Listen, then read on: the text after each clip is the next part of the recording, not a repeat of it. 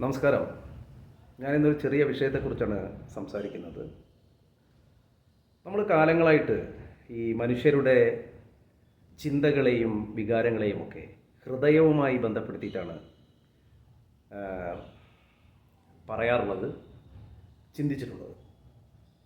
അതുകൊണ്ടാണ് നമ്മൾ ഇപ്പോൾ എഴുത്തുകാരും കലാകാരന്മാരും ഒക്കെ വൈകാരികതകളെക്കുറിച്ച് സൂചിപ്പിക്കുമ്പോഴൊക്കെ ഹൃദയവുമായിട്ട് കണക്ട് ചെയ്ത് പറയുന്നത്. ഇപ്പോൾ ഉദാഹരണം പറഞ്ഞാൽ ഹൃദയപൂർവ്വം,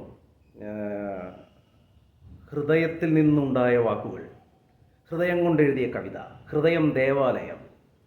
എന്തിനേറെ പറയുന്നു, നമ്മൾ പ്രണയത്തിൻ്റെ ഒരു അടയാളമായിട്ട് പോലും നമ്മൾ ഹൃദയത്തെയാണ് സൂചിപ്പിക്കുന്നത്. പക്ഷേ ഇപ്പോൾ ഈ ആധുനിക ലോകത്ത് നമ്മൾ നിന്ന് ആലോചിച്ച് നോക്കുമ്പോൾ ഹൃദയവുമായിട്ടാണോ നമ്മളെ ഇത്തരം വൈകാരികതകൾക്കും ചിന്തകൾക്കും സ്ഥാനം?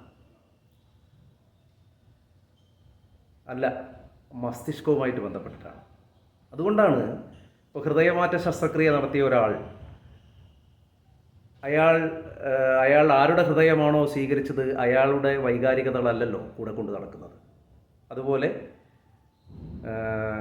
എന്തെങ്കിലും ചിന്താവൈകല്യമോ ഈ വികാരങ്ങളുടെ പ്രശ്നങ്ങളോ വൈകാരികതകളുടെ പ്രശ്നങ്ങളോ ഒക്കെ, മനസ്സ് എന്നൊക്കെ പറയുന്ന നമ്മൾ പ്രശ്നങ്ങളൊക്കെ നമ്മൾ അത്തരം അസുഖങ്ങൾ വരുമ്പോൾ നമ്മൾ ഒരു കാർഡിയോളജിസ്റ്റിനെ അല്ല കാണുന്നത്, മറിച്ചൊരു ന്യൂറോ സയൻസിനെയോ അതുമായി ബന്ധപ്പെട്ട ഏതെങ്കിലും ഡോക്ടറെയാണ്.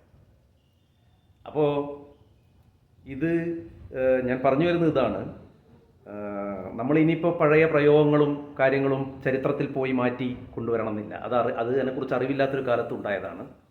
ഇപ്പോൾ നമ്മളിനി ഒരു പ്രണയത്തിൻ്റെ മെസ്സേജ് കൊടുക്കാൻ നമ്മളിനി തലച്ചോറിൻ്റെ ചിഹ്നം കൊടുക്കണം എന്നല്ല പറയുന്നത്.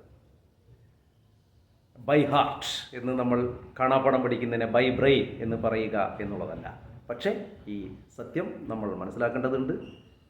പുതിയ അറിവുകൾ നമ്മൾ സ്വായത്തമാക്കേണ്ടതുണ്ട്. Okay, thank you.